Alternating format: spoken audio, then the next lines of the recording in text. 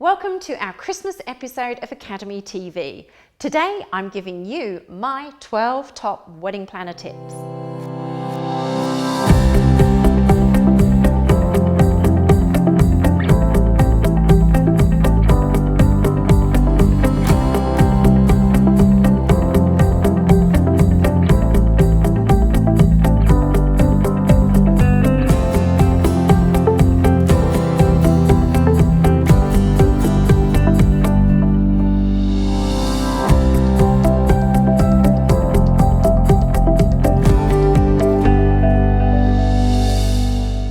Wedding day coordination is often the first service offered by many wedding planners when they are just starting out. It's a really good way to get to know vendors, learn how different venues work, and get experience before offering full service planning. So, we've compiled our top Christmas tips on how to survive the coordination of a wedding. The 12 wedding coordination tips of Christmas.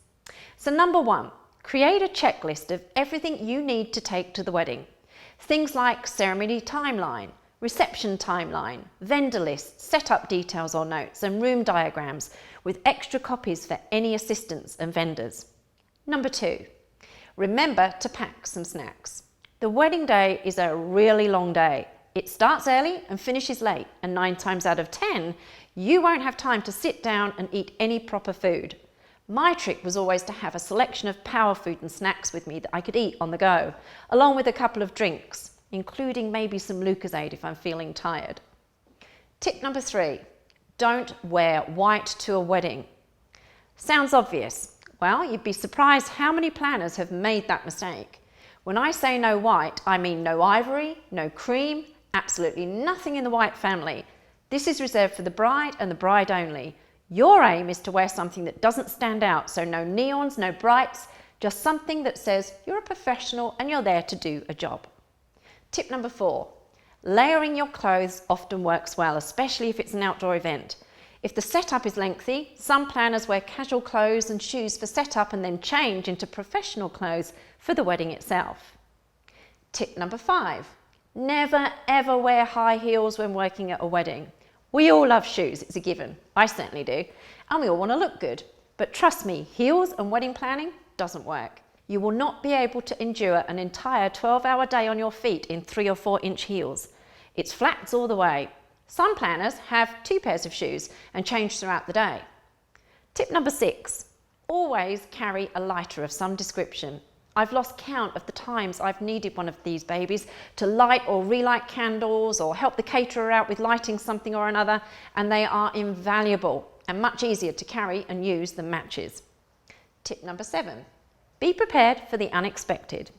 Being a wedding planner is far from glamorous, and there are many things you will find yourself doing that you've never done before, and here are just a few of them.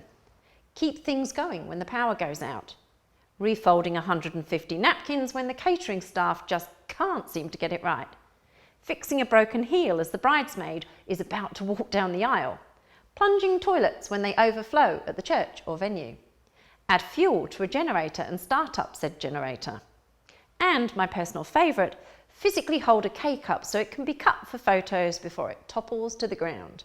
Number 8, pins, pins and more pins. Now we're talking safety pins, bobby pins, drawing pins, hair pins, to name but a few. We use these all the time. Although your brides will have their hair done professionally, it doesn't mean you won't be required to help pin up a stray piece of hair. So make sure you have your hairpins in different colours to match different colour hair.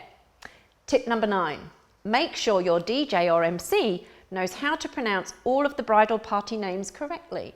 The last thing you want is for someone to make a big announcement and get the name wrong in any way. The embarrassment for everyone is huge, and as the planner, it's your job to make sure these types of things don't happen and that everyone is prepped. Tip number 10, know how to pin on a boutonniere.